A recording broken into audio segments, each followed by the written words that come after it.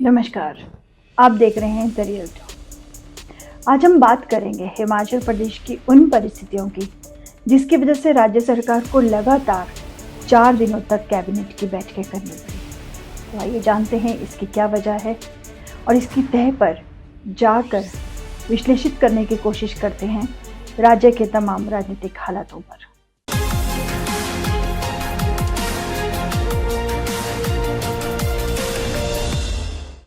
दरअसल कई आपदाओं से जूझ रहे इस छोटे से पहाड़ी प्रदेश हिमाचल के सामने आज ढेरों चुनौतियां हैं और किन बैसाखियों के सहारे हिमाचल खुद को फिर से खड़ा करने की कोशिश कर रहा है।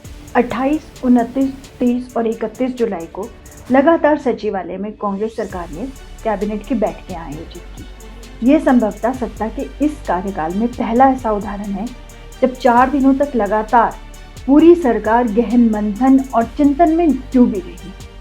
खास बात यह भी रही कि सभी मंत्रियों की मौजूदगी रही और हर दिन अलग अलग मंत्री के द्वारा अलग अलग प्रेस ब्रीफिंग की गई। आपको बता दें, पिछली कैबिनेट बैठकों में कई मंत्रियों द्वारा ऐसे उदाहरण भी सामने आए जब वे मीटिंग में गए ही नहीं या फिर कुछ मामलों में मंत्रियों की सोशल मीडिया पर की गई बेबाक टिप्पणियों से विवाद खड़ा हो गया। वहीं पार्टी और संगठन के बीच की टकराव एक ओर पड़ा है तो दूसरी ओर राज्य सरकार गंभीर वित्तीय संकट से जूझ रही है।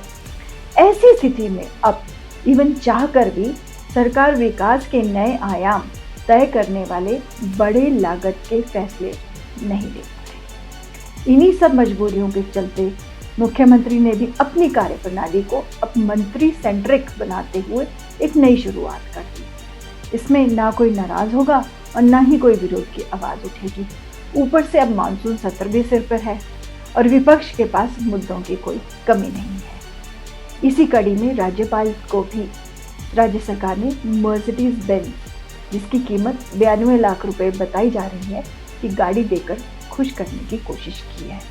यानी टीम कांग्रेस अब भाजपा के हमलों का जवाब एकजुट होकर देने की तैयारी में है और वो भी ऐसा कि कोई भी वार खाली ना जाए। आपको ये भी बता दें कि 4 दिनों की बैठक पूरे 1 महीने के अंतराल के बाद हुई।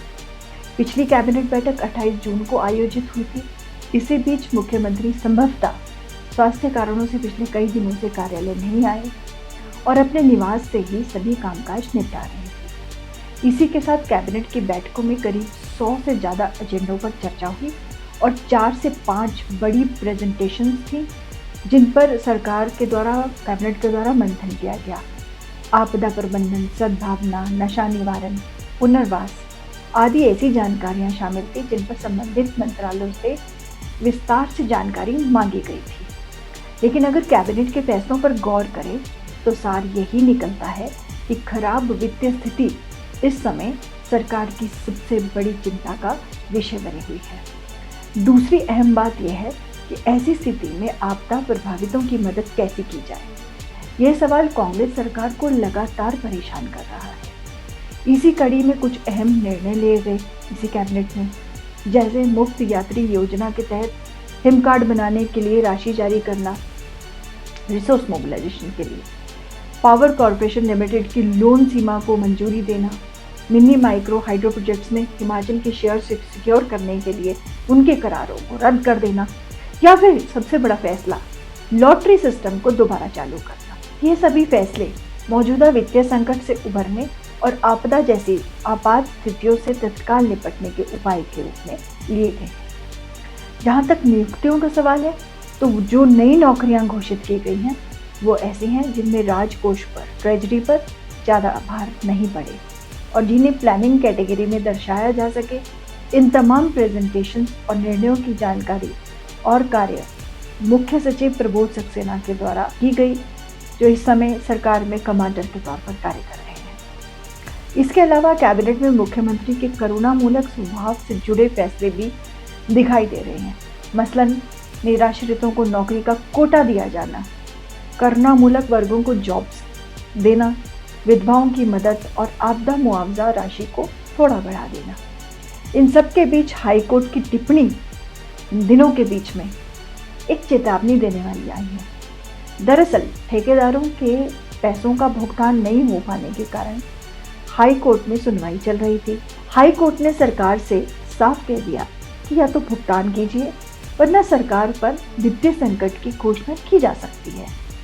निसंदेह ये एक चिंताजनक विषय है। कोर्ट द्वारा अफसरों पर कई मामलों में टिप्पणियां की गई, यानी अफसरशाही द्वारा मामलों को सही ढंग से हैंडल न कर पाने के कारण सरकार की छवि पर इसका असर पड़ा है। अब जो ये कैबिनेट के फैसले हुए हैं वो विधानसभा की 12 बैठकों पर भी प्रभावी रहेंगे, जिनमें विपक्ष हमले को सीना तान कर खड़ा है। इसलिए किफायत, राहत, नौकरियां, संसाधनों के समुचित उपयोग के साथ साथ कांग्रेस सरकार ने अपनी एकता का संदेश देने की भी कोशिश की है। कैबिनेट के फैसलों के साथ ही प्रदेश की अगली स्थिति पर आगे हम फिर जुड़ेंगे। बात राजनीति की हो रही है तो इस बात पर जरूर गौर कीजिएगा। राजनीति में कल का विरोधी आज का सहयोगी बन सकता है और आज का साथी कल की साजिश रच सकता है। बने रहिए मेरे साथ द रियल टॉक में। नमस्कार।